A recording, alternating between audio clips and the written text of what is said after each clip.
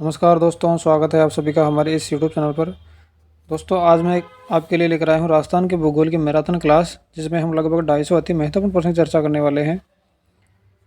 दोस्तों, आगामी परीक्षा जैसे सीईटी व रीट मेंस को ध्यान में रखते हुए यह वीडियो बनाई गई है, जिसमें हम ऐसे प्रश्नों की चर्चा करने वाले हैं जो कि आगामी परीक्षाओं के पेपरों में छप सकते हैं।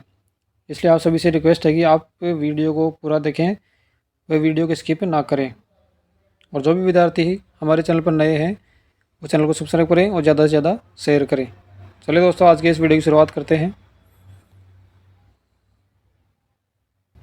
पहला प्रश्न है, राज्य में गांगे सुंस स्तनपायी पाया जाता है, बताइए कि राज्य में गांगे सुंस स्तनपायी पाया जाता है, कौन से वर्ण में पाया जाता है दोस्तों, बताइए, फटाफट बताइए। इसका आंसर हो जाएगा ए ऑप्शन, यानी कि चंबल घड़ियाल अभ्यारण्य में गांगे सुंस स्तनपायी पाया जाता है। दूसरा प्रश्न है, केवलादेव गणा किसके प्रयासों से पक्षी अभ्यारण्य घोषित किया गया था, बताइए। केवलादेव गणा पक्षी अभ्यारण्य है वो किसके प्रयासों से पक्षी अभ्यारण्य घोषित किया गया था? Doctor Bharat Singh, doctor Salim Ali, doctor Kailash Sankhla, Dharam Kumar Singh, बताइए। इसका आंसर हो जाएगा doctor Salim Ali, B option right answer. अगला प्रश्न, पक्षी जीवन पर जो वृहद कार्य डॉक्टर सलीम अली ने किया है वही वन्य जीवन के शिखर जीव बाघ संरक्षण के लिए संपूर्ण जीवन समर्पित किया, बताइए। बाघ संरक्षण के लिए अपना संपूर्ण जीवन समर्पित किया है वो कौन थे? डॉक्टर भरत सिंह, धर्म कुमार सिंह, कैलाश सांकला, कैलाश नाथ त्रिवेदी। तो इसका आंसर हो जाएगा सी ऑप्शन, यानी कि कैलाश सांकला।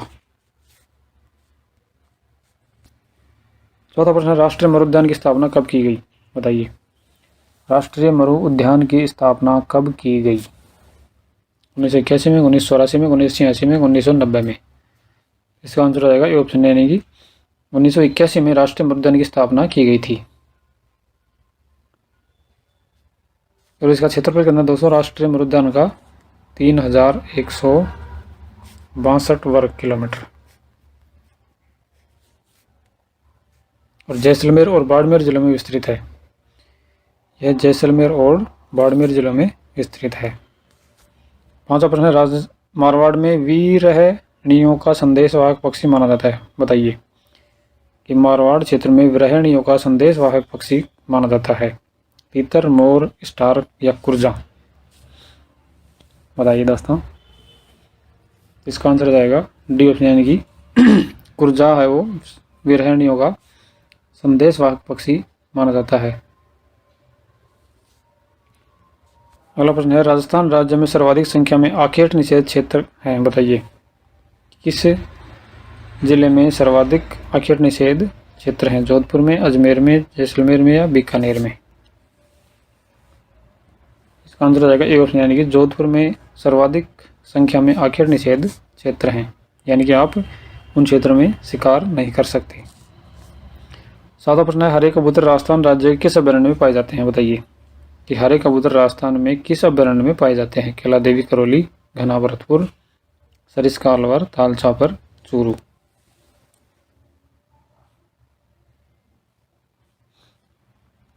तो इसका आंसर हो जाएगा सी ऑप्शन, यानी कि सरिस्का अलवर में हरे कबूतर पाए जाते हैं। आठवां प्रश्न, कौन सा अभयारण्य केवल एक जिले में स्थित है, बताइए। कौन सा अभयारण्य केवल एक जिले में स्थित है? कुंभलगढ़, शेरगढ़ अचरौली, सीता माता या दर्रा अभयारण्य? ये दर्श नहीं है, दर्रा अभयारण्य है दोस्तों। तो इसका आंसर हो जाएगा बी ऑप्शन, यानी कि शेरगढ़ अचरौली। यह सिर्फ 12 जिले में स्थित है।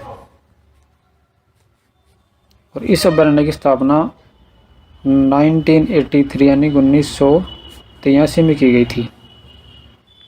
और इसका क्षेत्रफल है 81.67 वर्ग किलोमीटर। जी हाँ दोस्तों, शेरगढ़ अचरौली जो अभयारण्य है इसका क्षेत्रफल है 81.67 वर्ग किलोमीटर और इसकी स्थापना 1983 में की गई थी। अगला प्रश्न है, वन्य जीवों की कमी होने के प्रमुख कारण है, बताइए। यह है प्रश्न है, वन्य जीवों की कमी होने के प्रमुख कारण है, बताइए। इसका आंसर जाएगा उपयुक्त सभी, यानी कि जलवायु परिवर्तन व वन्य जीवों का अनाधिकृत शिकार, कतिपय बांधों के आप्लावन क्षेत्र में वन्य जीवों की हानि, वनों के विस्तार में निरंतर कमी आना अर्थात वनोन्मूलन होना, जिसके कारण वन्य जीवों की कमी हो रही है। 10वां प्रश्न है, राजस्थान राज्य में अधिकांश शिकार निषेध क्षेत्र विश्नोई जाति की बहुलता वाले क्षेत्रों में क्यों है? बताइए। यह आबादी कम है, यह वन्य जीवों की बहुलता है, सरकार की ऐसी नीति है, विश्नोई समाज जातियां वन्य जीवों के रक्षक है। बताइए। ये तो आप सबको पता भी होगा कि विश्नोई समाज की जातियां हैं वो वन्य जीवों की संरक्षक हैं, और इसका सही आंसर डी ऑप्शन सही होगा। 11वां प्रश्न है, वे कौन से 2 शिकार निषेध क्षेत्र हैं जहां राज्य पक्षी गोडाउन बड़ी संख्या में आश्रय प्राप्त करते हैं? बताइए। वे कौन से 2 शिकार निषेध क्षेत्र हैं जहां राज्य पक्षी गोडाउन बड़ी संख्या में आश्रय प्राप्त करते हैं? दोहरी मन्ना खोली, सांकलिया सोरसेन, लोहावट कनकसागर, सोरसेन कमालजी। तो इसका आंसर जाएगा बी यानी सांकलिया सोरसेन। 12वां प्रश्न, राज्य में क्षेत्रफल की दृष्टि से सबसे बड़ा शिकार निषेध क्षेत्र कौन सा है? बताइए। राज्य में क्षेत्रफल की दृष्टि से सबसे बड़ा शिकार निषेध क्षेत्र कौन सा है? ए जंबेश्वर, बी कोटसर, सी गंगवाना, डी रामदेवरा। बताइए। तो इसका आंसर हो जाएगा बी ऑप्शन यानी कि कोटसर। कोटसर किस जिले में है दोस्तों? कोटसर है चूरू जिले में। कोटसर चूरू जिले में स्थित है। 13वां प्रश्न, संकटग्रस्त पादपों के नाम सूचीबद्ध किए जाते हैं? बताइए। किस पुस्तिका में? नीले आंकड़ों की पुस्तिका में, हरे आंकड़ों की पुस्तिका में, लाल आंकड़ों की पुस्तिका में, पीले आंकड़ों की पुस्तिका में? संकटग्रस्त पादपों के नाम सूचीबद्ध किए जाते हैं। बताइए। इसका आंसर हो जाएगा सी ऑप्शन यानी कि लाल आंकड़ों की पुस्तिका में संकटग्रस्त पादपों के नाम सूचीबद्ध किए जाते हैं। 14वां प्रश्न, राजस्थान राज्य के किस जिले में नेशनल वुड फॉसिल्स पार्क स्थित है? बताइए कि किस जिले में नेशनल वुड फॉसिल्स पार्क स्थित है? जोधपुर, जैसलमेर, बीकानेर, बांसवाड़ा। तो इसका आंसर हो जाएगा बी ऑप्शन यानी कि जैसलमेर में नेशनल वुड फॉसिल्स पार्क है, जो जीवाश्मों के लिए प्रसिद्ध है। दोस्तों किसके लिए है? जीवाश्मों के लिए। 15वां प्रश्न, मृग संरक्षण के लिए कौन सी जाति प्रसिद्ध है? बताइए। मृग संरक्षण के लिए कौन सी जाति प्रसिद्ध है? जाट, जसनाती, चारणा, विश्नोई। इसका आंसर हो जाएगा डी ऑप्शन यानी कि विश्नोई जनजाति मृग संरक्षण के लिए प्रसिद्ध है। 16वां प्रश्न, घड़ियालों की प्रजाति के संरक्षण के लिए कौन सा अभयारण्य प्रसिद्ध है? बताइए। घड़ियालों की प्रजाति के संरक्षण के लिए कौन सा अभयारण्य प्रसिद्ध है? इसका आंसर हो जाएगा सी ऑप्शन यानी कि राष्ट्रीय चंबल अभयारण्य घड़ियालों की प्रजाति के संरक्षण के लिए प्रसिद्ध है। 17वां प्रश्न है, वर्ल्ड वाइल्ड लाइफ फंड की ने जनवरी 2010 की रिपोर्ट में 10 प्रजातियों की विलुप्ति के कगार पर बताया है। उनमें से पहला स्थान किस प्रजाति का है? बताइए। पोल बियर, बाघ, पैसिफिक वॉलरस या जायंट पांडा। इसका आंसर हो जाएगा डी ऑप्शन यानी कि जॉइंट पांडा को पहले स्थान पर रखा गया है विलुप्ति के कगार पर। 18वां प्रश्न, घना पक्षी विहार पक्षियों का स्वर्ग माना जाता है, यह यहाँ का मुख्य आकर्षण क्या है? बताइए। घना पक्षी विहार पक्षियों का स्वर्ग माना जाता है, यहाँ का मुख्य आकर्षण क्या है? कुरजा, गोडावण, साइबेरियन क्रेन या कोयल। तो इसका आंसर हो जाएगा सी ऑप्शन यानी कि साइबेरियन क्रेन घना पक्षी विहार का मुख्य आकर्षण माना जाता है। और घना पक्षी विहार कहाँ दोस्तों? घना पक्षी विहार है भरतपुर में। 19वां प्रश्न, टोडगढ़ रावली अभयारण्य किस जिले में स्थित नहीं है? बताइए। टोडगढ़ रावली अभयारण्य किस जिले में स्थित नहीं है? अजमेर, भीलवाड़ा, राजसमंद या पाली। तो इसका आंसर हो जाएगा बी ऑप्शन यानी कि भीलवाड़ा जिले में स्थित नहीं है। और अजमेर, राजसमंद और पाली इन तीनों जिलों में यह फैला हुआ है। और इस अभयारण्य का कुल क्षेत्रफल दोस्तों 475.23 वर्ग किलोमीटर। और इसकी स्थापना 1983 में की गई थी। यानी कि टोटगढ़ रावलिया अभ्यारण्य की स्थापना 1983 में की गई थी और इसका क्षेत्रफल है 475.23 वर्ग किलोमीटर। 20वां प्रश्न है, राष्ट्रीय अमर उद्यान किन जिलों में फैला हुआ है बताइए। जोधपुर व जैसलमेर, जोधपुर व बाड़मेर, जैसलमेर व बीकानेर या इनमें से कोई नहीं।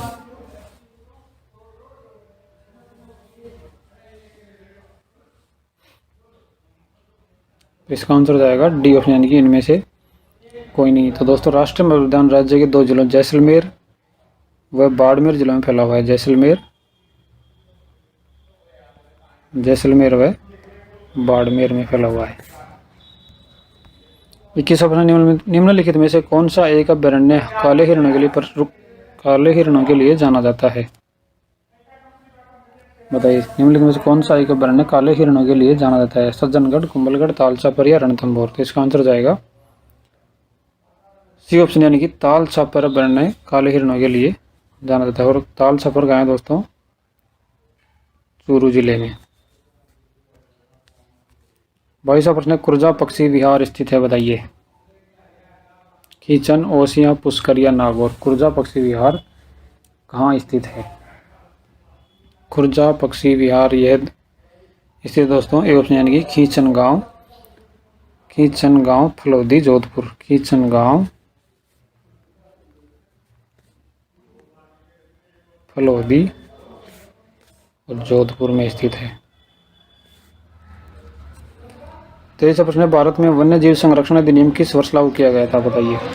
भारत में वन्य जीव संरक्षण अधिनियम किस वर्ष लागू किया गया था। 1962 में, 1970 में, 1972 में या 1982 में।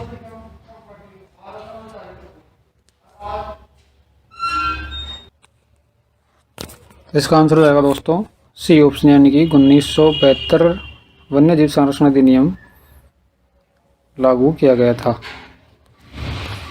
और राजस्थान में दोस्तों, राजस्थान में लागू किया गया था 1 सितंबर 1973 से। राजस्थान में लागू किया गया था 1 सितंबर 1973 से। 24वां प्रश्न, निम्नलिखित में से किसे यूनेस्को द्वारा 2010 ईस्वी में विश्व विरासत सूची में सम्मिलित किया गया था। केवलादेव राष्ट्रीय उद्यान, रणथंभौर किला, कुंभलगढ़, जंतर मंतर, जयपुर। बताइए। इसका आंसर हो जाएगा डी ऑप्शन, यानी कि जंतर मंतर जयपुर को यूनेस्को द्वारा 2010 में विश्व विरासत सूची में शामिल किया गया था।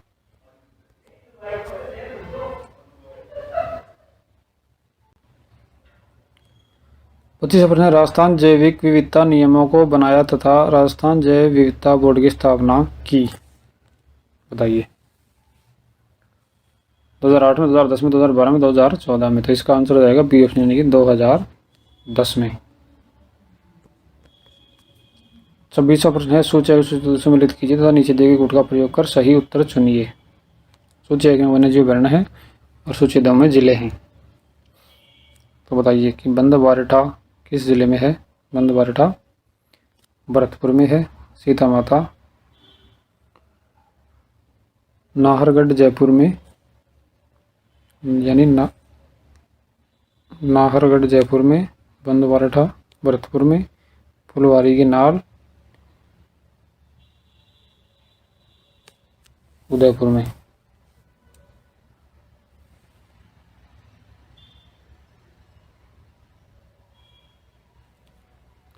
सीता माता चित्तौड़गढ़ में। तो इसका आंसर हो जाएगा सी ऑप्शन, यानी कि 3, 4, 1, 2, यानी बंदबारेठा भरतपुर में, सीता माता चित्तौड़गढ़ में, नाहरगढ़ जयपुर में, फुलवारी नाल उदयपुर में। वन विहार अभ्यारण्य कहाँ स्थित है बताइए दोस्तों कि वन विहार अभ्यारण्य है धौलपुर, कोटा, सवाईमाधोपुर या भरतपुर में।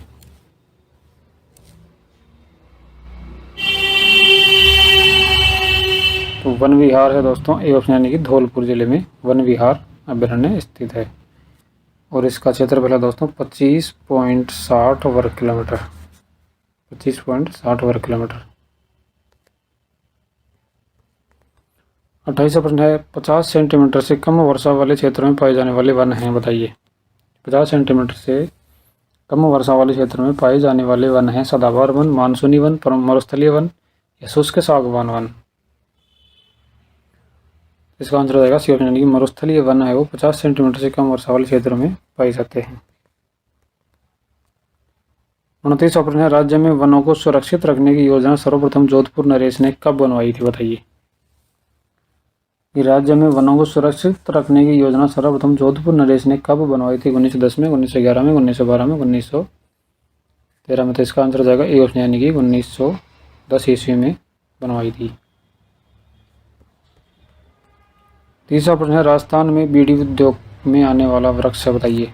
तेंदू, सालर, सागवान या दोकड़ा।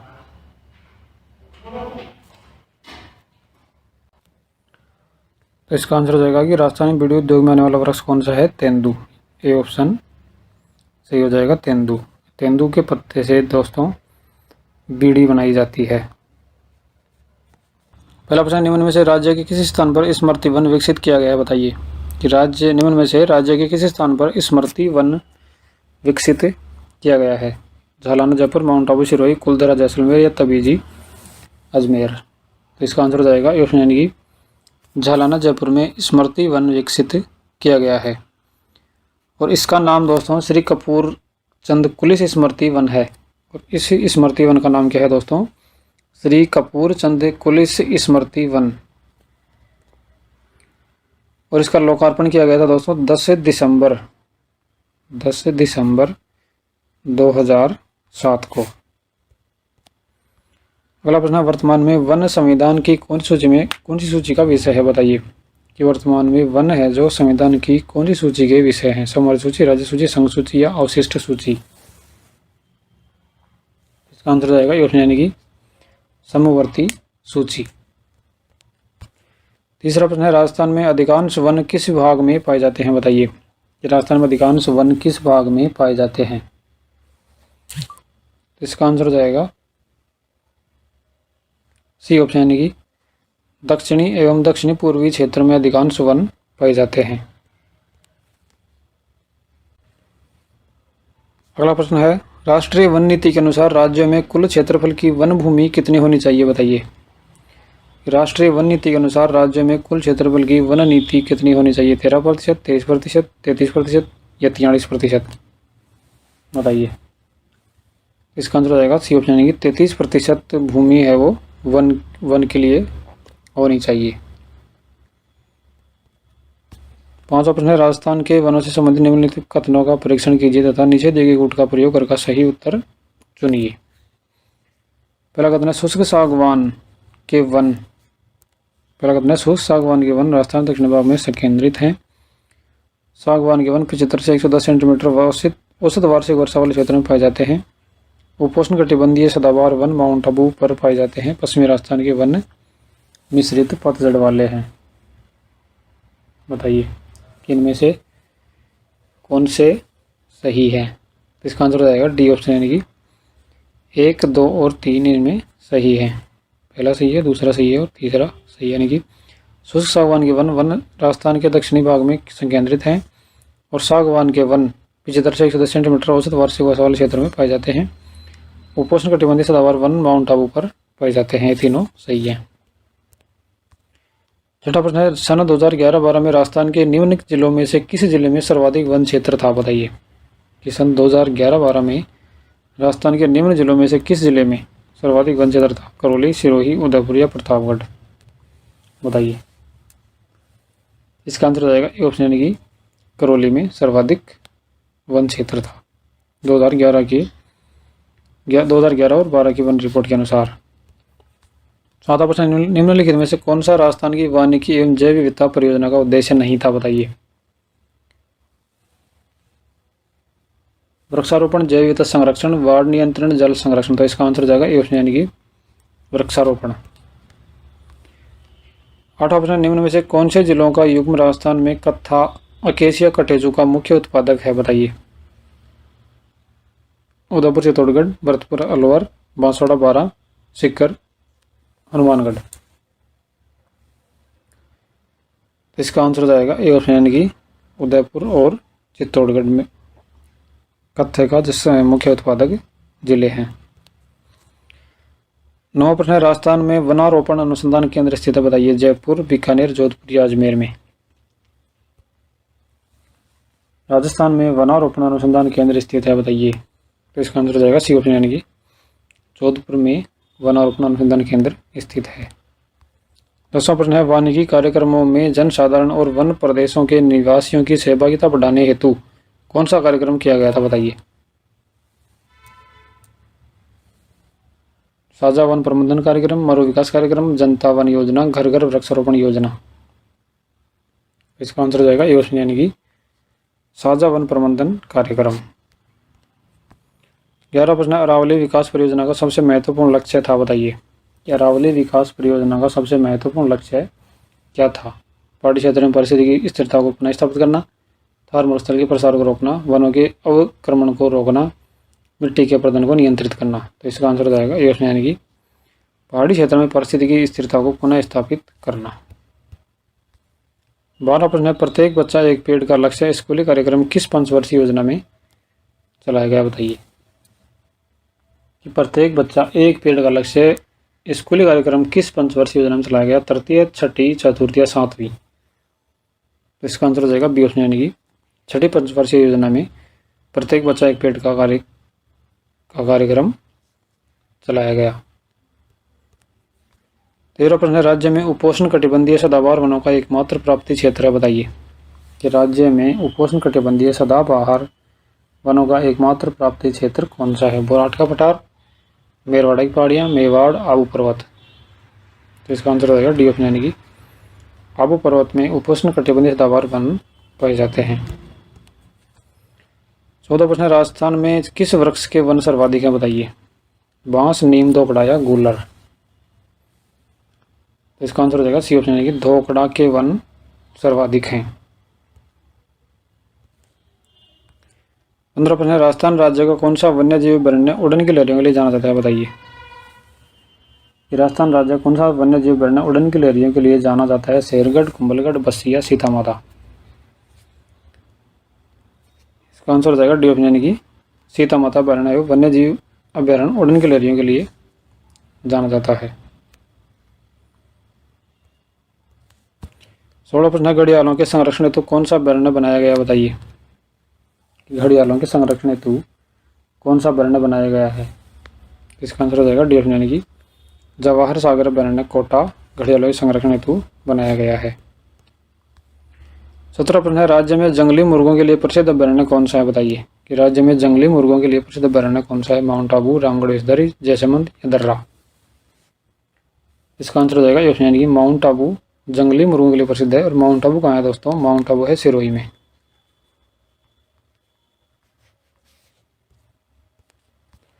18वां प्रश्न है, औंधिया क्या है, बताइए। औंधिया क्या है? एक प्रवासी पक्षी, झीलों के किनारे बने विश्राम गृह, अभयारण्यों में अवलोकन स्तंभ, सदाबहार वनों का वृक्ष। इसका आंसर हो जाएगा सी ऑप्शन यानी कि अभयारण्यों में अवलोकन स्तंभ, इनको औंधिया कहते हैं। दोस्तों औंधिया है वन्य जीवों को पास से देखने के लिए रामसागर, वोडा, तलाईर, झामरा, अमझार आदि स्थानों पर रियासतकालीन अवलोकन स्तंभ बने हुए हैं, जिन्हें औंधिया कहा जाता है, वन्य जीवों के पास से देखने के लिए। 19वां प्रश्न, चितकबरे, हिरण एवं चकवा चकवी राज्य के किस अभयारण्य में बहुत अच्छे मिलते हैं, बताइए। चितकबरे, हिरण, चकवा एवं चकवी राज्य के किस अभयारण्य में बहुत अच्छे मिलते हैं? इसका आंसर हो जाएगा डी ऑप्शन यानी कि जयसमंद अभयारण्य में चितकबरे, हिरण, चकवा एवं चकवी मिलते हैं, जयसमंद अभयारण्य। और जयसमंद अभयारण्य कहाँ है दोस्तों? ये उदयपुर जिले में है, उदयपुर में है। और इसकी स्थापना 1985 में की गई थी। इसकी स्थापना की गई थी 1985 में। 20वां प्रश्न है, पूर्वी मैदानी प्रदेश की वनस्पति के बारे में निम्न में से कौन सा कथन सत्य है, बताइए। प्राकृतिक वनस्पति में इस प्रदेश में पतझड़ होने की प्रधानता है। इस प्रदेश में ढाक और खैर मुख्यतः पाए जाते हैं। तीसरा, इस प्रदेश में दक्षिणी भाग में जहाँ चंबल की भीड़ है वहाँ झाड़ियाँ, घास और छितरी हुई वनस्पति है। सवाई माधोपुर क्षेत्र में वनों का पर्याप्त विस्तार है। बताइए कि इनमें से कौन कौन से कथन सत्य हैं। तो इसका आंसर हो जाएगा डी ऑप्शन यानी कि सभी विकल्प है वो सत्य हैं। 21वां प्रश्न, क्षेत्रफल की दृष्टि से राज्य का सबसे बड़ा अभयारण्य कौन सा, बताइए। कि क्षेत्रफल की दृष्टि से राज्य का सबसे बड़ा अभयारण्य कौन सा है? रणथंभौर, सीता माता राष्ट्रीय मृग उद्यान या दर्रा अभयारण्य, बताइए। तो इसका आंसर हो जाएगा सी ऑप्शन है कि राष्ट्रीय मृग उद्यान राज्य का सबसे बड़ा अभयारण्य है। राष्ट्रीय मृग उद्यान कहाँ है दोस्तों? ये जैसलमेर और बाड़मेर में स्थित है और इसका क्षेत्रफल है 3162 वर्ग किलोमीटर। 22वां प्रश्न है राज्य का प्रथम राष्ट्रीय उद्यान कौन सा, बताइए कि राज्य का प्रथम राष्ट्रीय उद्यान कौन सा है? रणथंभौर, केवलादेव, सरिस्का या वन विहार। इसका आंसर हो जाएगा ए ऑप्शन यानी कि रणथंभौर सवाई माधोपुर राज्य का प्रथम राष्ट्रीय उद्यान है। 23वां प्रश्न है राज्य का कौन सा स्थान गोंद उत्पादन के लिए प्रसिद्ध है, बताइए। राज्य का कौन सा स्थान गोंद उत्पादन के लिए प्रसिद्ध है? ए खीचन, बी सौंख, सी चौहटन, डी शाहाबाद। तो इसका आंसर हो जाएगा सी ऑप्शन है कि चौहटन बाड़मेर राज्य का गोंद उत्पादन के लिए प्रसिद्ध स्थान है। 24वां प्रश्न है भारत में सागवान के उत्पादन का निरंतर ह्रास हो रहा है। राजस्थान में सागवान के वृक्षारोपण हेतु अधिक उपयुक्त जिले हैं, बताइए। जब भारत में सागवान के उत्पादन का निरंतर ह्रास हो रहा है और राजस्थान में सागवान के वृक्षारोपण हेतु अधिक उपयुक्त जिले कौन से हैं? इसका आंसर हो जाएगा बांसवाड़ा, डूंगरपुर और उदयपुर, यानी बी ऑप्शन सही हो जाएगा, बांसवाड़ा, डूंगरपुर, उदयपुर। 25वां प्रश्न है शुष्क जलवायु के अनुकूलित पेड़ पौधों को कहते हैं, बताइए। शुष्क जलवायु के अनुकूलित पेड़ पौधों को कहते हैं अधिपादप, मरुद्भिद, जलोद्भिद या मध्यपादपन। इसका आंसर हो जाएगा मरुद्भिद। शुष्क जलवायु के अनुकूलित पेड़ पौधों को कहते हैं। 26वां प्रश्न है राज्य पुष्प रोहिड़ा राजस्थान के किस भाग में सर्वाधिक पाया जाता है, बताइए। राज्य पुष्प रोहिड़ा राजस्थान के किस भाग में सर्वाधिक पाया जाता है?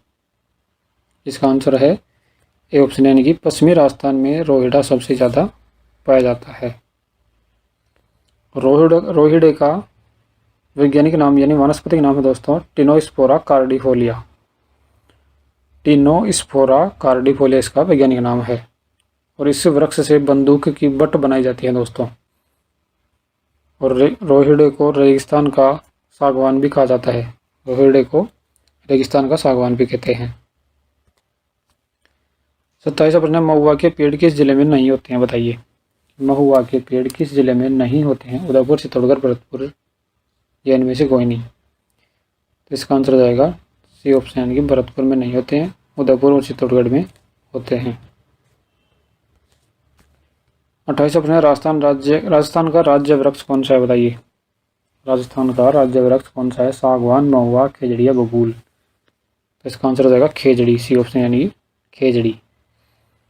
और खेजड़ी को स्थानीय भाषा में दोस्तों जाटी कहते हैं। खेजड़ी को स्थानीय भाषा में जाटी कहते हैं और इसका वैज्ञानिक नाम है Prosopis cineraria. Prosopis cineraria, cineraria.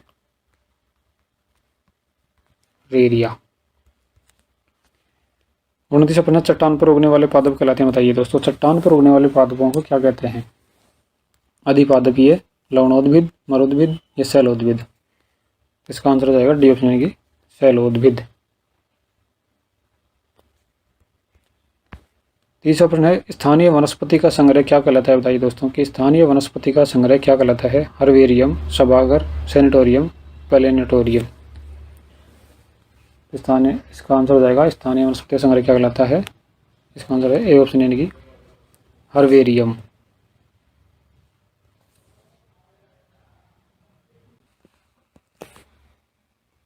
अगला प्रश्न है राजस्थान में वन मंडलों की संख्या कितनी है, बताइए।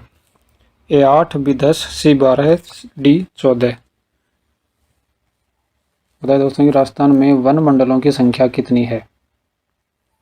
इसका आंसर हो जाएगा सी ऑप्शन यानी कि राजस्थान में 12 वन मंडल हैं। 32वां प्रश्न है राजस्थान में शुष्क सागवान वन कहाँ पाए जाते हैं, बताइए। ए पश्चिमी राजस्थान में, बी आबू पर्वतीय क्षेत्र में, सी डूंगरपुर व बांसवाड़ा क्षेत्र में, डी अलवर व भरतपुर में। राजस्थान में शुष्क सागवान वन कहाँ पाए जाते हैं? इसका आंसर है सी ऑप्शन यानी कि डूंगरपुर व बांसवाड़ा में। 33वां प्रश्न है राष्ट्रीय वन अनुसंधान संस्थान कहाँ स्थित है, बताइए। राष्ट्रीय वन अनुसंधान संस्थान कहाँ स्थित है? ए देहरादून, बी नई दिल्ली, सी नागपुर, डी मसूरी। इसका आंसर है ए ऑप्शन यानी कि देहरादून में राष्ट्रीय वन अनुसंधान स्थित है। दोस्तों, राष्ट्रीय वन अनुसंधान संस्थान की स्थापना 1981 के राष्ट्रीय वन अनुसंधान संस्थान देहरादून की स्थापना भारतीय वन संरक्षण अधिनियम 1981 के तहत की गई थी। चौथी सपना, निम्न में से किसे जंगल की आग कहा जाता है? बताइए कि निम्न में से किसे जंगल की आग कहा जाता है?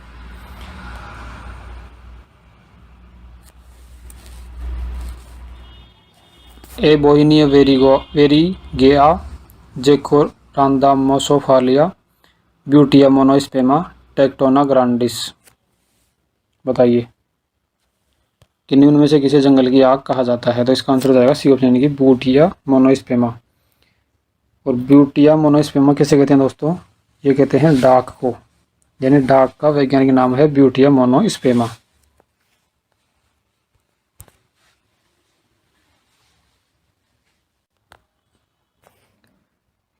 अगला प्रश्न है, राजस्थान में खसगास उत्पादित होती है? बताइए राजस्थान में खसगास कहाँ उत्पादित होती है? कोटा, बूंदी, झालावाड़, धौलपुर, करौली और अलवर, अजमेर, भीलवाड़ा, चित्तौड़गढ़, सवाईमाधोपुर, भरतपुर और टोंक में। तो इसका आंसर हो जाएगा डी ऑप्शन यानी कि सवाईमाधोपुर, भरतपुर और टोंक में खसगास उत्पादित की जाती है। 36वां प्रश्न, निम्नलिखित कथनों का परीक्षण कीजिए कि इनमें से कौन से सही हैं? ए, शुष्क सागवान के वन राजस्थान के दक्षिणी भाग में संकेंद्रित हैं। दूसरा है, सागवान के वन 75 से 110 सेंटीमीटर वार्षिक वाले क्षेत्र में पाए जाते हैं। तीसरा है, माउंट आबू पर उपोष्णकटिबंधीय सदाबहार वन पाए जाते हैं। चौथा है, पश्चिमी राजस्थान वन विस्तृत पतझड़ वाले वन हैं। तो इसका आंसर हो जाएगा डी ऑप्शन यानी कि 1, 2 और 3 सही है। 1, 2 और 3 सही है। 37वां प्रश्न है, राजस्थान सरकार द्वारा पहली वन नीति का अनुमोदन कब किया गया? बताइए राजस्थान सरकार द्वारा पहली वन नीति का अनुमोदन कब किया गया? सितंबर 2011, अगस्त 2010, मार्च 2011, फरवरी 2010 में। इसका आंसर हो जाएगा डी ऑप्शन यानी कि फरवरी 2010 में राजस्थान सरकार द्वारा पहली वन नीति का अनुमोदन किया गया। 38वां प्रश्न है, वन संरक्षण हेतु निम्न में से कौन सा उपाय सही है? बताइए कि वन संरक्षण हेतु निम्न में से कौन सा उपाय सही है? वनों का आग से बचाव, रक्षण अर्थात पुनः वन लगाना, वनों का आग से बचाव, उपयुक्त सभी। तो इसका आंसर हो जाएगा डी ऑप्शन यानी कि उपयुक्त सभी।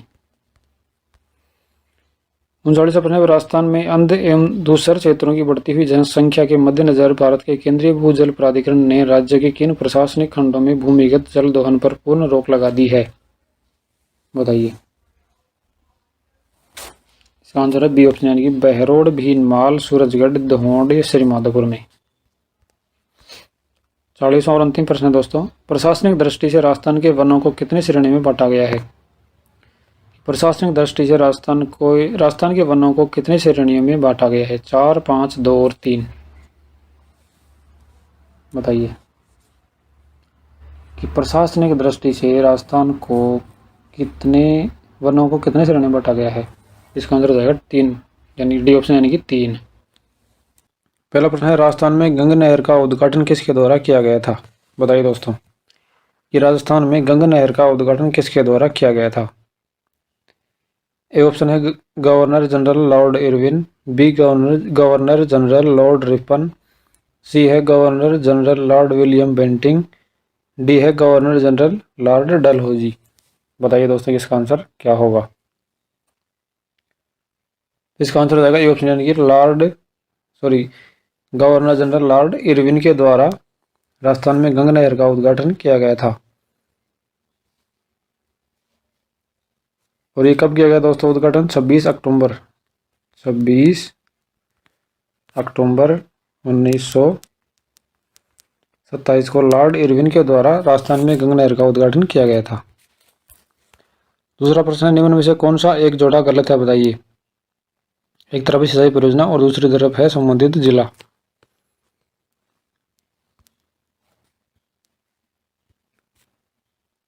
बताइए कि इसमें आंसर क्या होगा?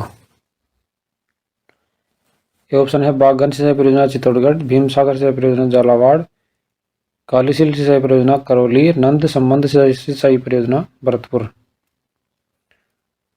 तो इसमें आंसर है डी, यानी नंद संबंध सिंचाई परियोजना भरतपुर। ये भरतपुर में नहीं है दोस्तों, यह है राजसमंद जिले में। कौन से जिले में है? राजसमंद जिले में। बागन सिंचाई परियोजना चित्तौड़गढ़ में है, भीमसागर झालावाड़ में है, कालीसिल करौली में है। सूची 1 का सूची 2 से मिलान कीजिए तथा नीचे दिए गए कूट का उपयोग करते हुए सही उत्तर का चयन कीजिए। एक तरफ है जल प्रदाय योजना और दूसरी तरफ है संबंधित जिला। बताइए कि इनमें कौन सा सही आंसर होगा।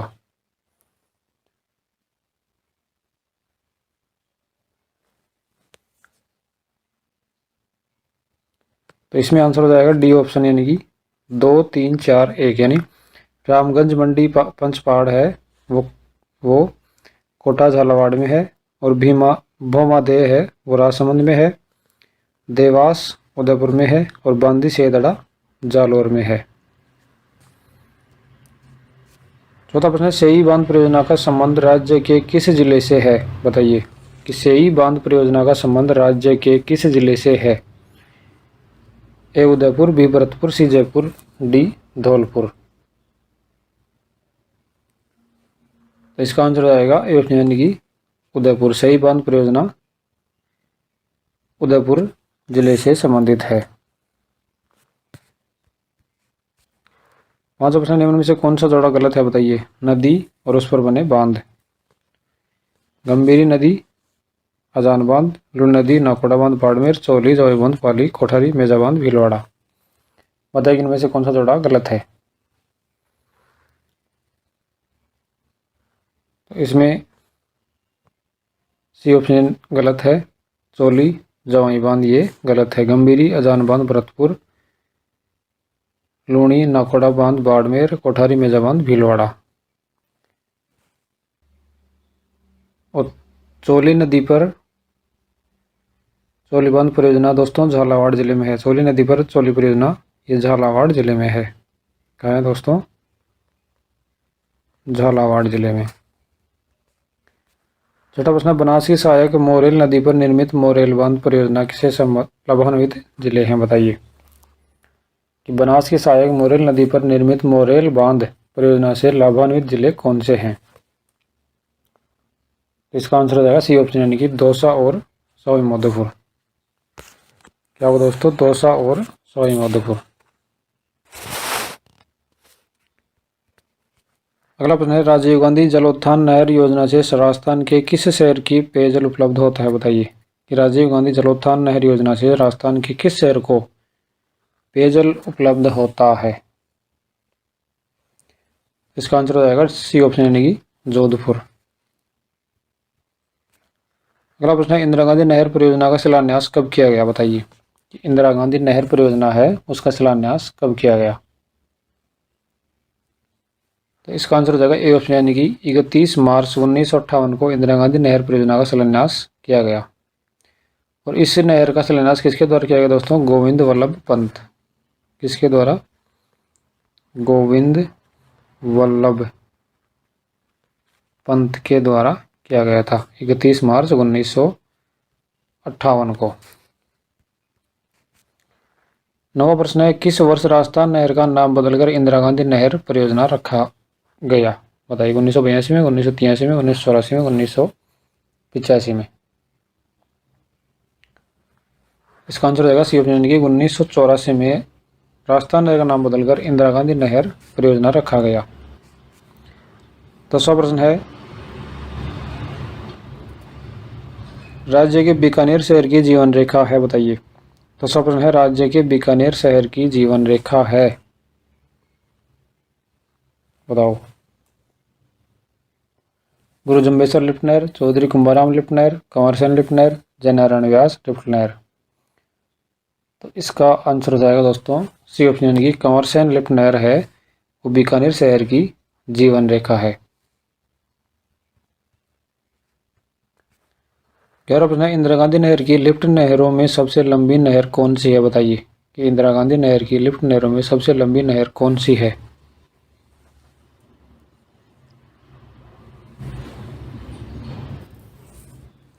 इसका आंसर हो जाएगा ए ऑप्शन, यानी कि कंवरसेन लिफ्ट नहर है वो इंदिरा गांधी नहर की लिफ्ट नहरों में सबसे लंबी नहर है।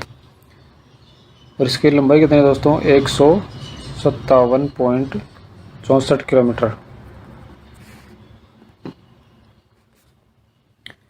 12 प्रश्न है, कंवरसेन लिफ्ट नहर का प्रारंभ कब किया गया? बताइए, कंवरसेन लिफ्ट नहर का प्रारंभ कब किया गया?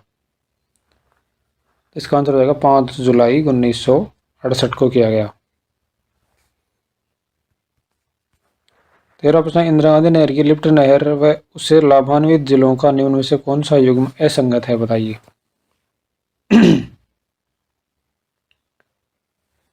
तो इसका आंसर हो जाएगा बी ऑप्शन, यानी कि जयनारायण व्यास बीकानेर। दोस्तों जयनारायण व्यास बीकानेर नहीं है, यह आएगी जैसलमेर व जोधपुर।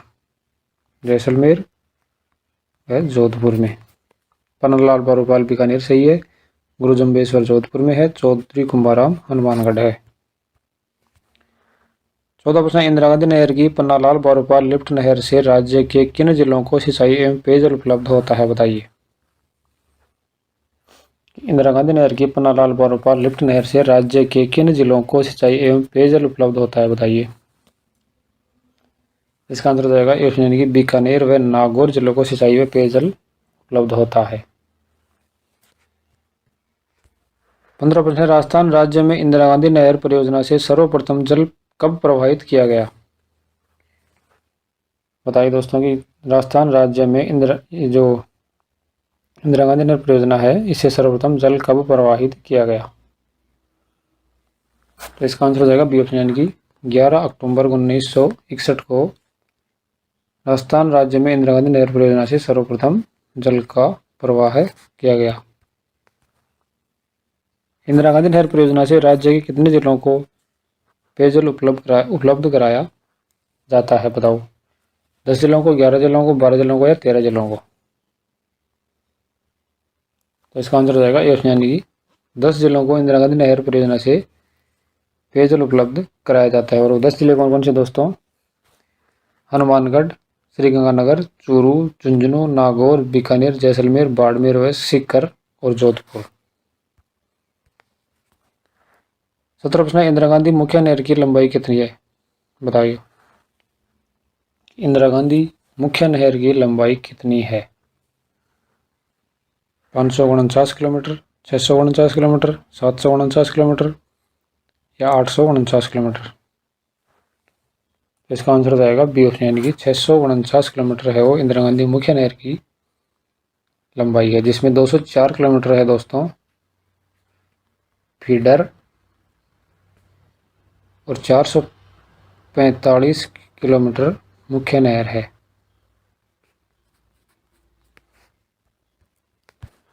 18 प्रश्न, मोती झील बांध को निम्न में से किस जिले की लाइफलाइन कहा जाता है? बताइए कि मोती झील बांध को निम्न में से किस जिले की लाइफलाइन कहा जाता है? भरतपुर, दौसा, जयपुर व सीकर। तो इसमें आंसर होगा ए ऑप्शन, यानी कि भरतपुर जिले की जो लाइफलाइन है वो किसे कहते हैं? मोती झील बांध को। ये मोती झील बांध किसके द्वारा निर्मित है दोस्तों? यह है महाराजा सूरजमल। महाराजा सूरजमल के द्वारा बनवाया गया है। 19वां प्रश्न है, राष्ट्रीय घना पक्षी विहार को निम्न में से किस बांध से पानी उपलब्ध कराया जाता है? 19वां प्रश्न है, राष्ट्रीय घना पक्षी विहार को निम्न में से किस बांध से पानी उपलब्ध कराया जाता है? अजान बांध, विजय सागर बांध, पांचना बांध, बिंदुपारेठा बांध। तो इसका आंसर हो जाएगा ए ऑप्शन, यानी कि अजान बांध भरतपुर से, यानी अजान बांध कहाँ है? भरतपुर में है। और इस बांध से घना पक्षी विहार को पानी उपलब्ध कराया जाता है। 20वां प्रश्न है, कागदी पिकअप बांध का संबंध है? बताइए कि कागदी पिकअप बांध का संबंध किससे है? माही परियोजना से, इंदिरा गांधी नहर परियोजना से, चंबल परियोजना से या उक्त में से किसी से नहीं? इसका आंसर हो जाएगा ए ऑप्शन, यानी कि माही बजाज सागर परियोजना से कागदी पिकअप बांध का संबंध है। 21वां प्रश्न है, माही परियोजना का नामकरण निम्न में से किस स्वतंत्रता सेनानी के नाम पर किया गया? बताइए कि माही परियोजना का नामकरण निम्न में से किस स्वतंत्रता सेनानी के नाम पर किया गया? जमुनालाल बजाज, जमुना देवी, रामनारायण बजाज, घनश्याम दास बजाज। इसका आंसर हो जाएगा ऑप्शन यानी कि जमुनालाल बजाज के नाम पर माही परियोजना का नामकरण किया गया। 22वां प्रश्न है, राजस्थान राज्य के कितने जिलों को माही परियोजना से सिंचाई सुविधा उपलब्ध हुई है? 2 जिलों को, 3 जिलों को, 4 जिलों को या 5 जिलों को? बताइए कि माही परियोजना से राजस्थान के कितने जिलों को सिंचाई सुविधा उपलब्ध हुई है? इसका आंसर हो जाएगा ए ऑप्शन यानी कि 2 जिलों को माही परियोजना से सिंचाई सुविधा उपलब्ध हुई है।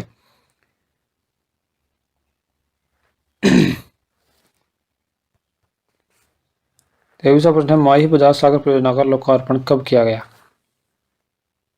कि माही बजाज सागर परियोजना का लोकार्पण कब किया? 1967 में, 1983 में, 1987 में, 1993 में? तो इसका आंसर है बी ऑप्शन यानी कि 1983 ईस्वी में माही बजाज सागर परियोजना का लोकार्पण किया गया। और इसका लोकार्पण किनके द्वारा किया गया था? तत्कालीन प्रधानमंत्री श्रीमती इंदिरा गांधी के द्वारा किया गया था। इंदिरा गांधी। माही परियोजना की समस्त विद्युत किस राज्य को प्राप्त होती है? बताइए कि माही परियोजना की समस्त विद्युत किस राज्य को प्राप्त होती है? मध्य प्रदेश, राजस्थान, गुजरात, उत्तर प्रदेश? इसका आंसर हो जाएगा बी ऑप्शन यानी कि राजस्थान राज्य को माही परियोजना की समस्त विद्युत प्राप्त होती है। 25वां प्रश्न, चंबल परियोजना किन राज्यों की संयुक्त परियोजना है? बताओ। राजस्थान व उत्तर प्रदेश, राजस्थान व गुजरात, राजस्थान मध्य प्रदेश, राजस्थान व पंजाब? तो इसका आंसर हो जाएगा सी ऑप्शन यानी कि राजस्थान व मध्य प्रदेश की संयुक्त परियोजना कौन सी है? चंबल परियोजना।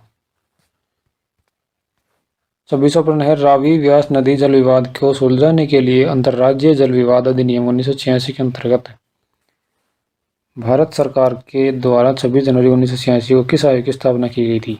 बताओ। रावी व्यास के जो नदी जल विवाद है उसको सुलझाने के लिए 26 जनवरी 1986 को किस आयोग की स्थापना की गई थी? इसका आंसर हो जाएगा बी ऑप्शन यानी कि इराड़ी आयोग की स्थापना की गई थी।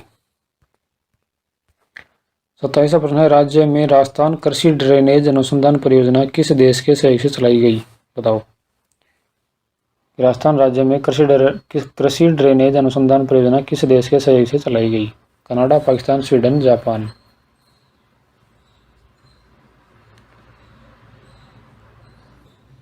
तो इसका आंसर हो जाएगा ए ऑप्शन यानी कि कनाडा के सहयोग से राजस्थान कृषि ड्रेनेज अनुसंधान परियोजना चलाई जा रही है।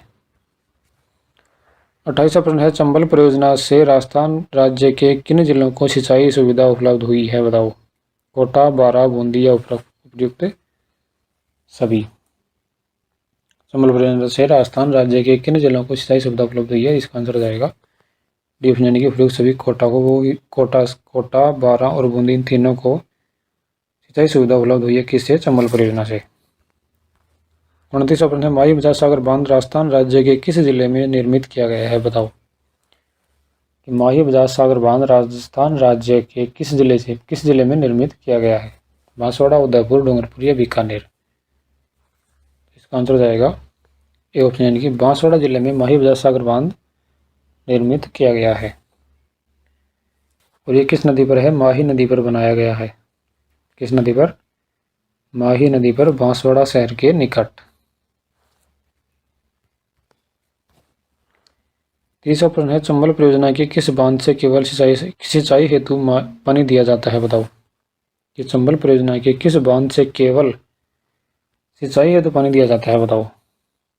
गांधी सागर, राणा प्रताप सागर, कोटा बैराज, जवाहर सागर? तो इसका आंसर हो जाएगा सी ऑप्शन यानी कि कोटा बैराज से केवल सिंचाई हेतु पानी दिया जाता है। और कोटा बैराज कब निर्मित किया गया था दोस्तों? ये निर्मित किया गया था 1960 में। और इस बांध का उद्घाटन किसके द्वारा किया गया था?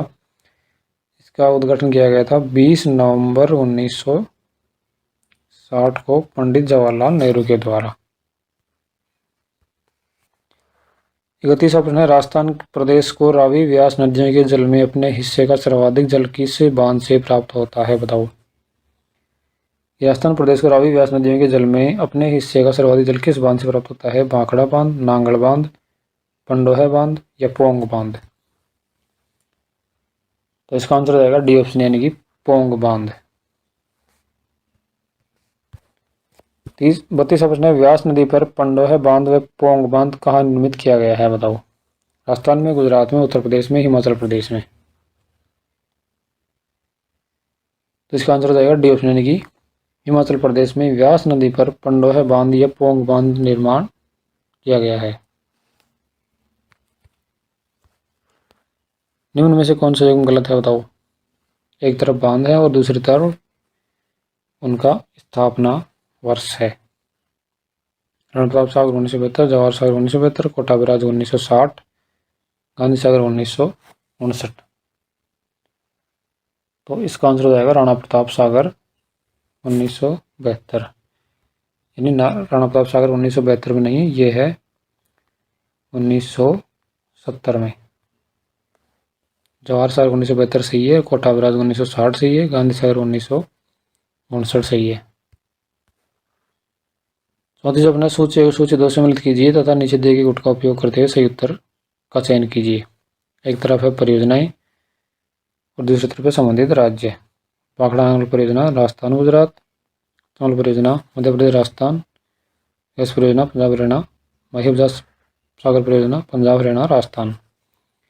तो इनका मिलान करना है। इनमें सही आंसर होगा ए ऑप्शन यानी कि 4, 2, 3, 1। यानी भाखड़ा नांगल परियोजना पंजाब हरियाणा और राजस्थान की है और चंबल परियोजना मध्य प्रदेश और राजस्थान की है। व्यास परियोजना पंजाब हरियाणा राजस्थान की है। माही बजाज सागर परियोजना राजस्थान व गुजरात की है। 35वां प्रश्न है, बिस्त दोआब नहर निकाली गई है, बताओ कहाँ से निकाली गई है बिस्त दोआब नहर। इसका आंसर हो जाएगा ऑप्शन यानी कि रोपड़ हेड वर्क से बिस्त दोआब नहर निकाली गई है।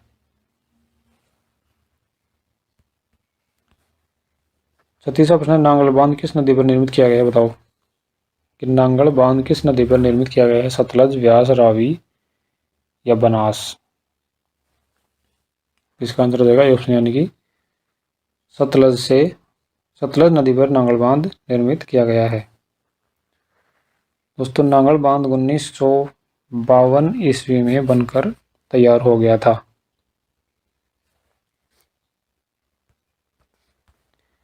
37वां प्रश्न, गोविंद सागर जलाशय का संबंध निम्न में से किस नदी घाटी परियोजना से है, बताओ। गोविंद सागर जलाशय का संबंध निम्न में से किस नदी घाटी परियोजना से है? भाखड़ा नांगल से, इंदिरा गांधी नहर से, व्यास परियोजना से, गंगा नहर परियोजना से। इसका आंसर हो जाएगा ऑप्शन यानी कि भाखड़ा नांगल परियोजना से गोविंद सागर जलाशय का संबंध है।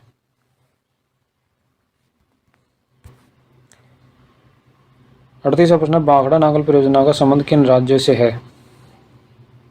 बताओ कि भाखड़ा नांगल परियोजना का संबंध किन किन राज्यों से है। इसका आंसर हो जाएगा डी ऑप्शन है कि पंजाब, हरियाणा और राजस्थान राज्यों से भाखड़ा नांगल परियोजना संबंधित है। 39वां प्रश्न, निम्न में से किसने नदी घाटी योजनाओं को आधुनिक भारत के मंदिर की संज्ञा दी है, बताओ कि निम्न में से किसने नदी घाटी योजनाओं को आधुनिक भारत के मंदिर की संज्ञा दी है? इसका आंसर हो जाएगा ऑप्शन यानी कि पंडित जवाहरलाल नेहरू ने नदी घाटी योजनाओं को आधुनिक भारत के मंदिरों की संज्ञा दी है। 40वां प्रश्न है, भाखड़ा नहर से सर्वाधिक जल राज्य के किस जिले को प्राप्त होता है, बताओ। भाखड़ा नहर से सर्वाधिक जल राज्य के किस जिले को प्राप्त होता है? हनुमानगढ़, सीकर, अलवर या भरतपुर। तो इसका आंसर हो जाएगा ऑप्शन यानी कि हनुमानगढ़ को सर्वाधिक जल प्राप्त होता है किससे? भाखड़ा नहर से। 41वां प्रश्न है, भाखड़ा नांगल समझौता कब हुआ था, बताओ कि भाखड़ा नांगल समझौता है वो कब हुआ था?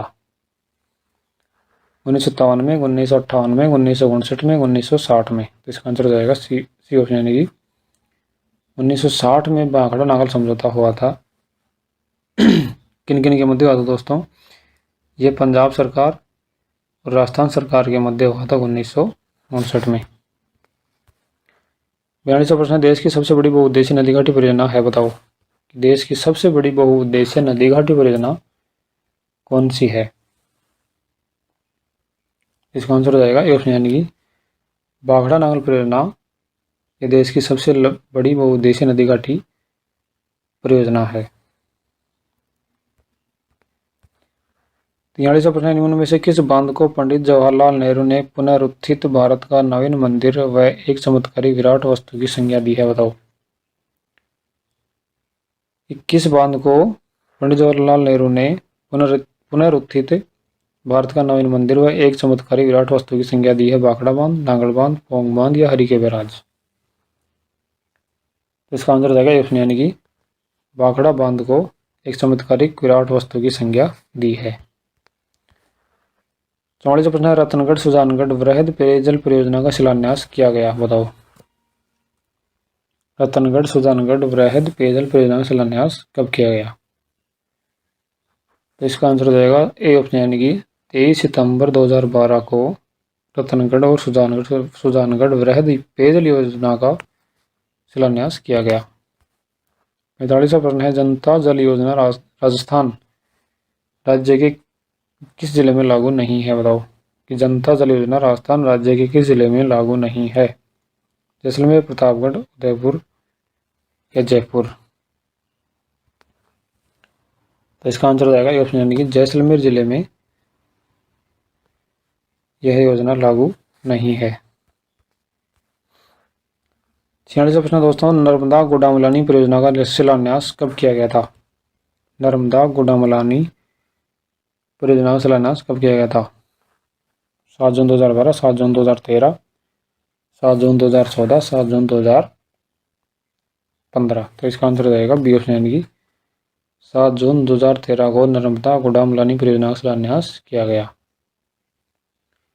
और यह परियोजना किस जिले की है दोस्तों? यह परियोजना है बाड़मेर जिले की, यानी गुडामलानी कहाँ है? बाड़मेर जिले में।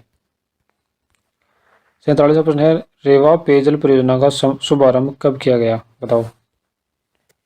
रेवा पेयजल परियोजना का शुभारंभ कब किया गया? तो इसका आंसर हो जाएगा सी ऑप्शन यानी कि 23 दिसंबर 2014 को। और रेवा पेयजल परियोजना से किस जिले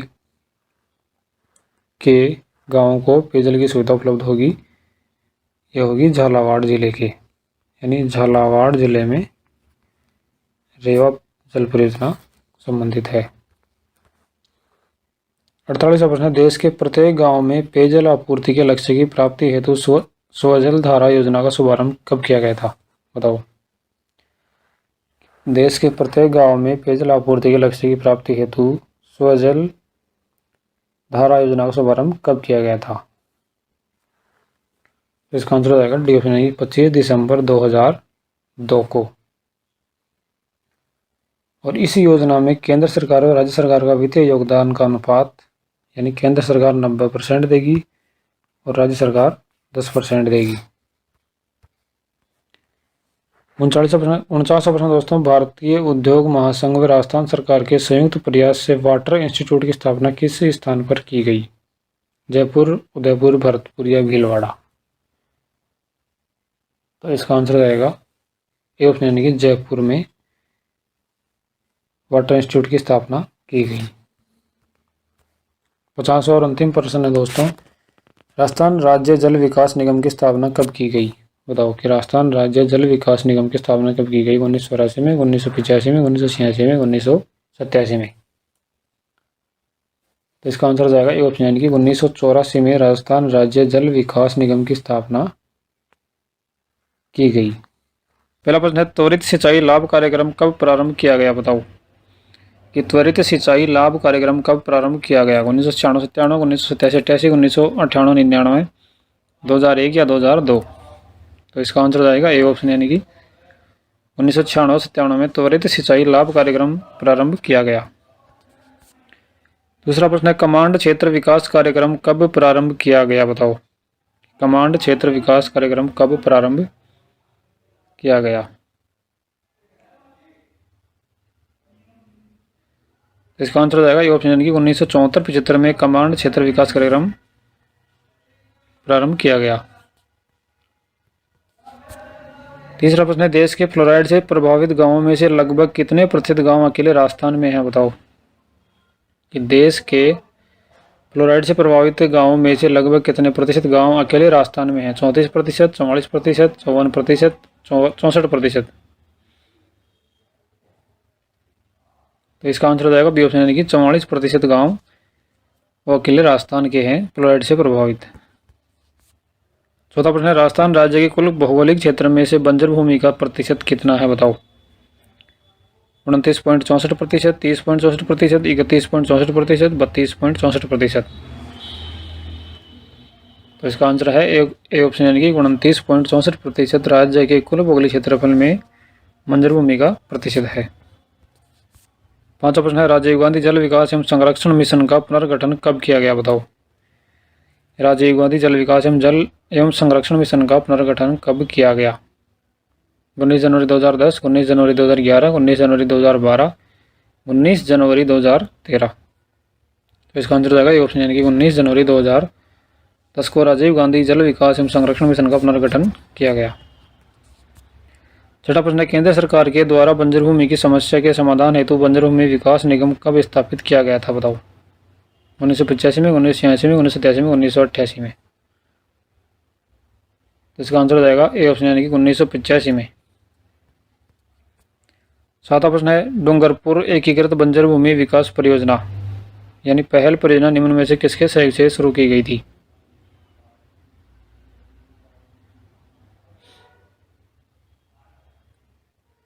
ए सीडा स्वीडन, बी केंद्र सरकार, सी विश्व बैंक, डी एशियन विकास बैंक। तो इसका आंसर हो जाएगा ए ऑप्शन यानी कि सीडा। स्वीडन के सहयोग से यह परियोजना शुरू की गई थी और यह परियोजना स्वीडन के सहयोग से 1991 में शुरू की गई थी। दोस्तों कब की गई थी? 1991 में। आठवां प्रश्न, निम्न में से किसे जोहड़ वाले बाबा के नाम से जाना जाता है? बताओ कि निम्न में से किसे जोहड़ वाले बाबा के नाम से जाना जाता है? Doctor Rajendra Singh, doctor Visvesvaraya, Jamnalal Bajaj, colonel James toad.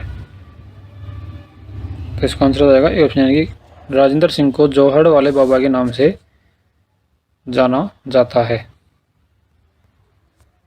नौवां प्रश्न है, मेजा बांध परियोजना किस नदी पर बनी हुई है? बताओ कि मेजा बांध परियोजना किस नदी पर बनी हुई है? लूनी नदी, बनास नदी, पश्चिमी बनास नदी या कोठारी नदी? तो इसका आंसर आएगा डी ऑप्शन यानी कि मेजा बांध कोठारी नदी पर स्थित है। और मेजा बांध किस जिले में? दोस्तों मेजा बांध है भीलवाड़ा जिले में। किस जिले में है? भीलवाड़ा जिले में।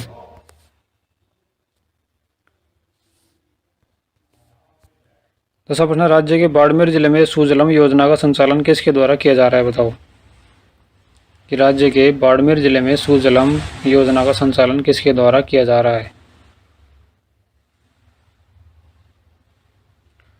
तो इसका आंसर हो जाएगा ए ऑप्शन यानी कि भाभा परमाणु अनुसंधान केंद्र तथा रक्षा अनुसंधान प्रयोगशाला जोधपुर के द्वारा सुजलम योजना का संचालन किया जा रहा है। 11वां प्रश्न, नेशनल इंस्टीट्यूट ऑफ हाइड्रोलॉजी कहाँ पर स्थित है? बताओ कि नेशनल इंस्टीट्यूट ऑफ हाइड्रोलॉजी कहाँ पर स्थित है? पटना, रुड़की, जयपुर, पुणे।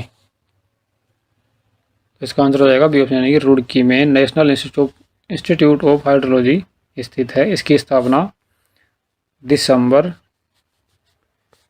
1978 यानी 1978 में की गई थी।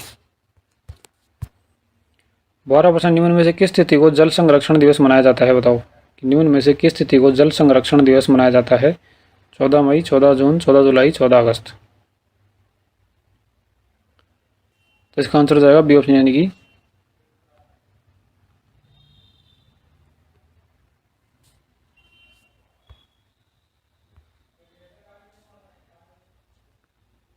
14 जून को जल संरक्षण दिवस मनाया जाता है।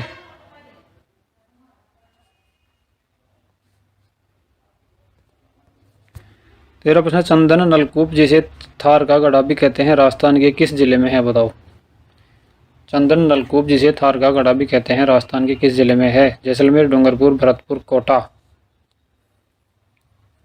तो इसका आंसर हो जाएगा ए ऑप्शन यानी कि जैसलमेर जिले में चंदन नलकूप जिसे थार का गढ़ा कहते हैं स्थित है। 14 प्रश्न है, पानी का ठहराव अधिकाधिक करने के लिए संकन पौंड योजना राज्य के किस जिले में शुरू की गई? बताओ। पानी का ठहराव अधिकाधिक करने के लिए संकन पौंड योजना राज्य के किस जिले में शुरू की गई है? डूंगरपुर में, भरतपुर में, अलवर में, दौसा में। तो इसका आंसर हो जाएगा ऑप्शन यानी कि डूंगरपुर जिले में संकन पौंड योजना शुरू की गई है। 15 प्रश्न, राष्ट्रीय जल अकादमी कहाँ पर स्थित है? बताओ। जयपुर में, पुणे में, वाराणसी में या पटना में? तो इसका आंसर है पुणे में राष्ट्रीय जल अकादमी स्थित है और इसकी स्थापना 1988 में की गई थी। राष्ट्रीय जल अकादमी की स्थापना 1988 में पुणे में की गई थी। 16 प्रश्न, मरु विकास कार्यक्रम राजस्थान के कितने विकास खंडों में संचालित है? बताओ कि मरु विकास कार्यक्रम राजस्थान के कितने विकास खंडों में संचालित था?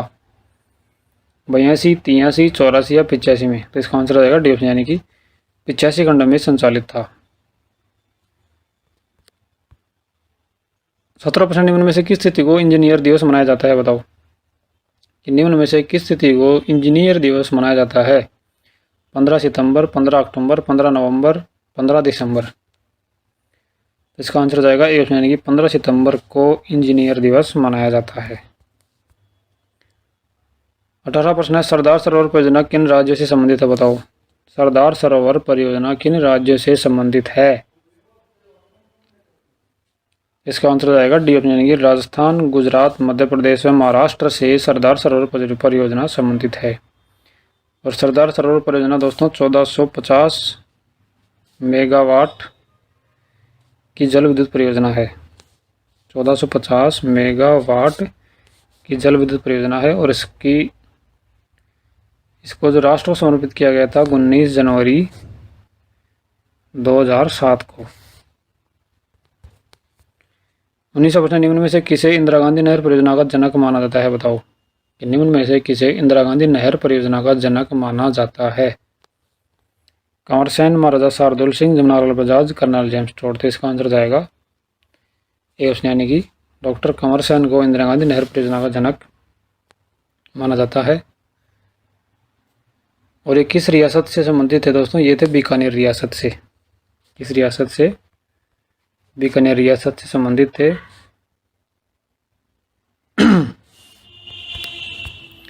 20वां प्रश्न, निम्न में से कौन सी राजस्थान एवं गुजरात राज्य की संयुक्त परियोजना है? बताओ कि निम्न में से कौन सी राजस्थान एवं गुजरात की संयुक्त परियोजना है?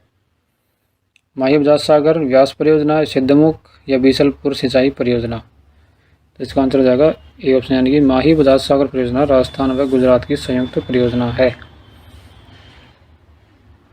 और ये माही बजाज सागर परियोजना किस नदी पर है दोस्तों? माही नदी पर स्थित है।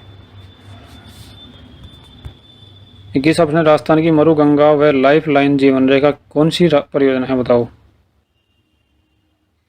कि राजस्थान की मरु गंगा व लाइफ लाइन यानी जीवन रेखा कौन सी परियोजना है? माही परियोजना, नर्मदा परियोजना, सुजलम परियोजना, इंदिरा गांधी नहर परियोजना। तो इसका आंसर हो जाएगा डी ऑप्शन यानी कि इंदिरा गांधी नहर परियोजना राजस्थान की मरु गंगा व लाइफ लाइन परियोजना है।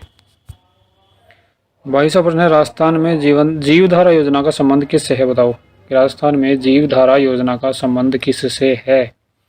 गरीबों के लिए सिंचाई कुओं का निर्माण, ग्रामीण गरीबों को बिजली उपलब्ध कराना, चिकित्सा सहायता उपलब्ध कराना।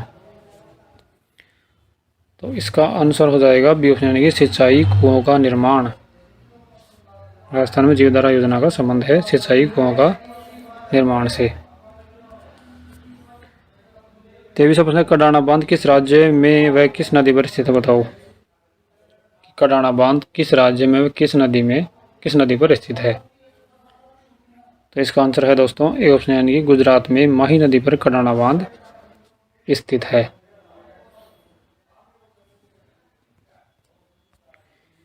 24वां प्रश्न, पांचना बांध किस जिले में है? बताओ पांचना बांध किस जिले में है?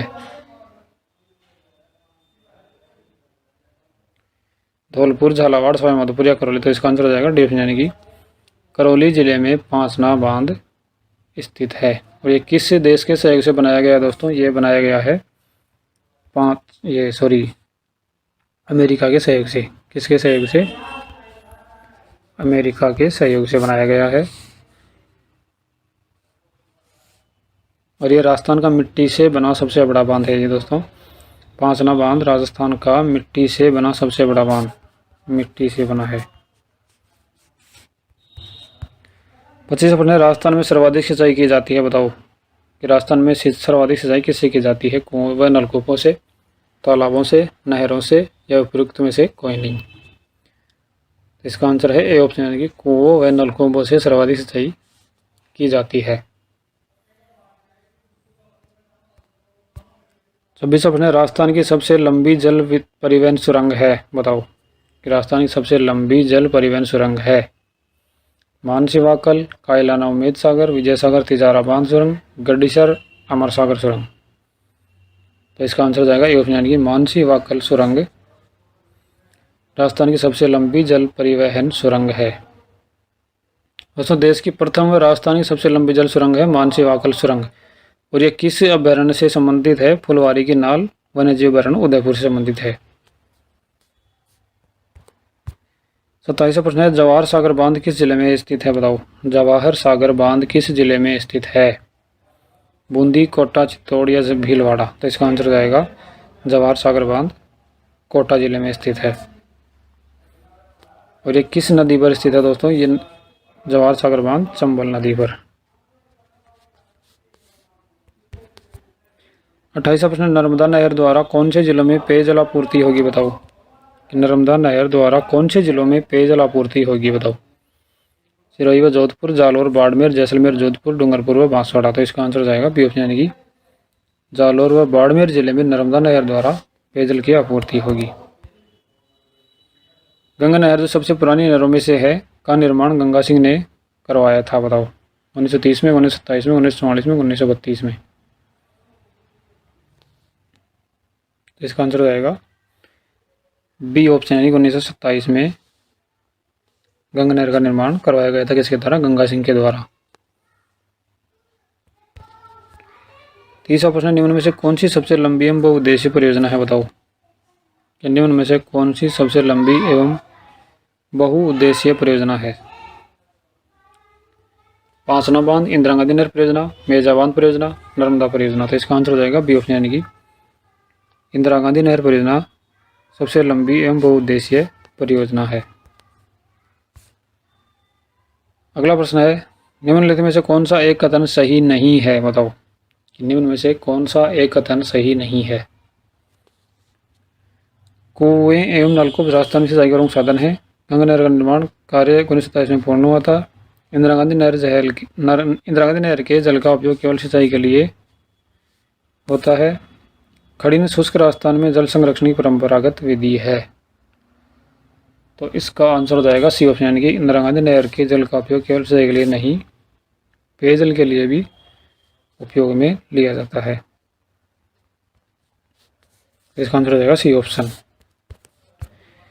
32वां प्रश्न है, जयपुर, अजमेर, ब्यावर, किशनगढ़ और टोंक जिलों की सिंचाई एवं पेयजल की आवश्यकताओं की पूर्ति के लिए कौन सी परियोजना महत्वपूर्ण है, बताओ। व्यास, बीसलपुर, मेजा बांध या नर्मदा परियोजना।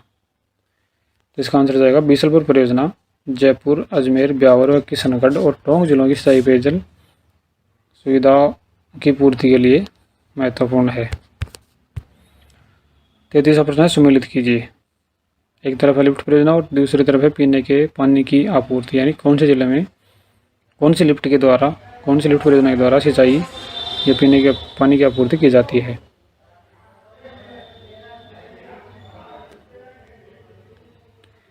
तो इसका आंसर हो जाएगा सी ऑप्शन, यानी कि कंवरसेन लिफ्ट नहर, ये बीकानेर में है। और गंदेली साहिबा लिफ्ट परियोजना ये चूरू में है। राजीव गांधी लिफ्ट नहर ये जोधपुर में है। और गजनेर लिफ्ट परियोजना नागौर में है।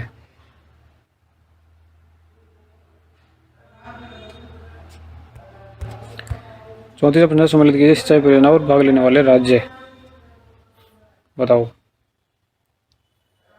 कि चंबल परियोजना कौन कौन से राज्य से जुड़ी हुई है। माही बजाज सागर व्यास परियोजना और सिद्धमुख परियोजना। तो इसका आंसर हो जाएगा ए ऑप्शन, यानी कि चंबल परियोजना राजस्थान व मध्य प्रदेश से जुड़ी हुई है और माही बजाज सागर राजस्थान व गुजरात से, और व्यास परियोजना दोस्तों पंजाब हरियाणा और राजस्थान से, और सिद्धमुख है पंजाब व राजस्थान से। तो इसका आंसर है ए, सही है।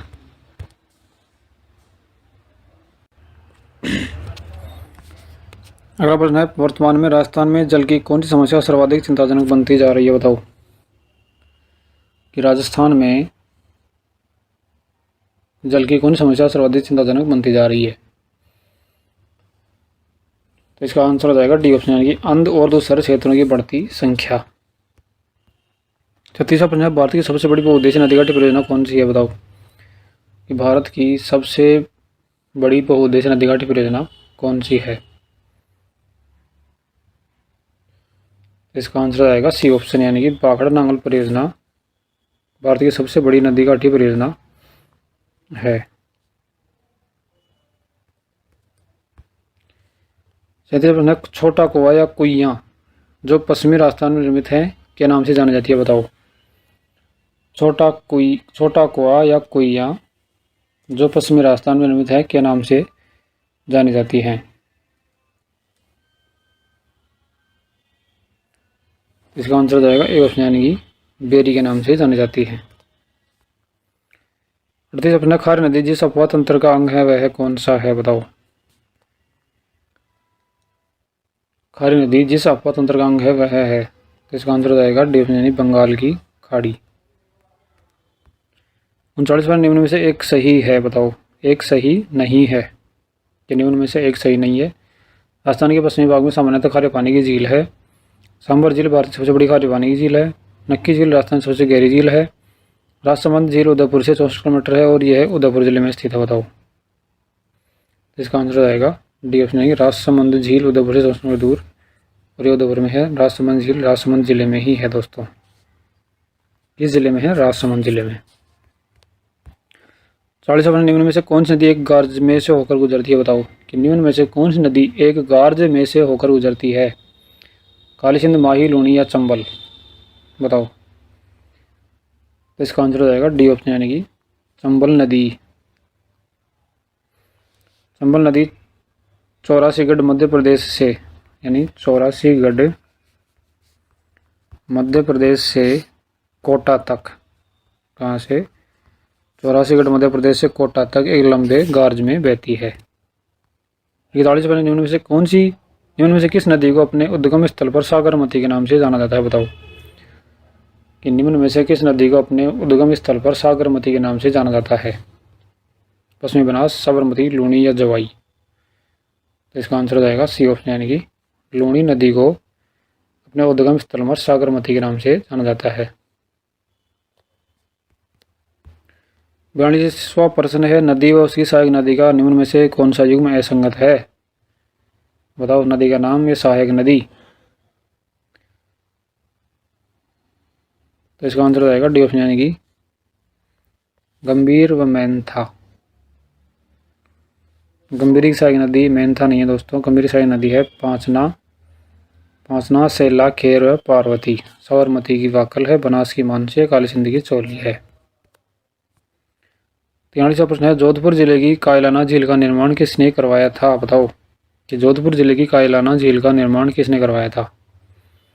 महाराजा मान सिंह, सर प्रताप सिंह, महाराजा उमेद सिंह, महाराजा सुवंत सिंह? तो इसका आंसर हो जाएगा बी ऑप्शन, यानी कि सर प्रताप सिंह ने जोधपुर जिले की कायलाना झील का निर्माण करवाया था। और दोस्तों वर्तमान में इस झील के किनारे माचिया सफारी पार्क यानी मृगवन स्थित है। कायलाना झील के किनारे माचिया सफारी पार्क यानी मृगवन स्थित है, माचिया सफारी पार्क। 44वां प्रश्न है, राजस्थान में खारे पानी की झीलें राज्य के किस क्षेत्र में पाई जाती हैं? बताओ कि राज्य में खारे पानी की झीलें राज्य के किस क्षेत्र में पाई जाती हैं? दक्षिण पूर्वी क्षेत्र, उत्तर पश्चिमी क्षेत्र, उत्तरी पूर्वी क्षेत्र, उत्तरी क्षेत्र? तो इसका आंसर हो जाएगा बी ऑप्शन, यानी कि उत्तरी पश्चिमी क्षेत्र में खारे पानी झीलें अधिकतम पाई जाती हैं। 45वां प्रश्न है, जोधपुर जिले का सबसे बड़ा बांध कौन सा है? बताओ कि जोधपुर जिले का सबसे बड़ा बांध कौन सा है? प्रताप सागर, जसवंत सागर, उम्मेद सागर या कायलाना? तो इसका आंसर हो जाएगा बी ऑप्शन, यानी कि जसवंत सागर बांध जोधपुर जिले का सबसे बड़ा बांध है। और इस बांध में दोस्तों लूणी नदी का पानी आता है। जिस जसवंत सागर बांध में किस नदी का पानी आता है? लूणी नदी का।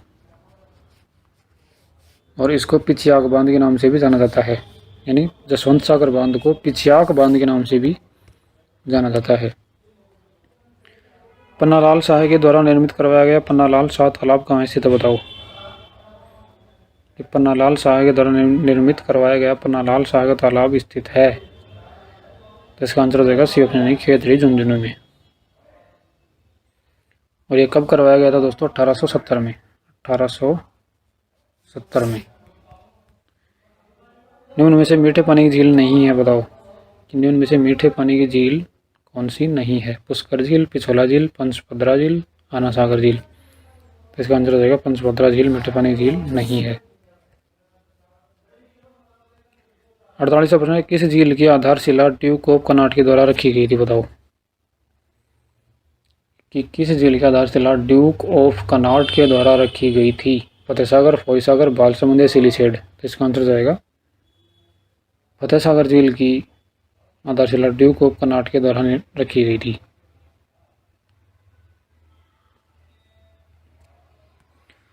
49वां प्रश्न दोस्तों, निम्न में से असत्य कथन कौन सा है? बताओ।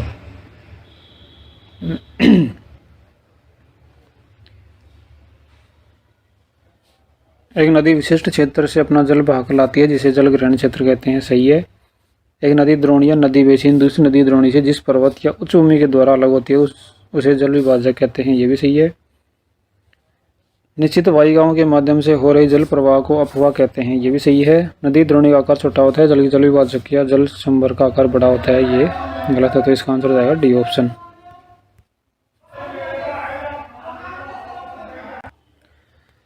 पचासवां प्रश्न, निम्न में से असत्य कथन कौन सा? बताओ।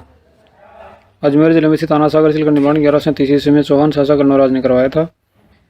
माही नदी को वागड़ व कांठल गंगा तथा दक्षिण राजस्थान की स्वर्णरेखा कहते हैं। उदयपुर में स्थित त्रिमुखी बावड़ी का निर्माण चौहान शासक पृथ्वीराज के द्वारा करवाया गया था।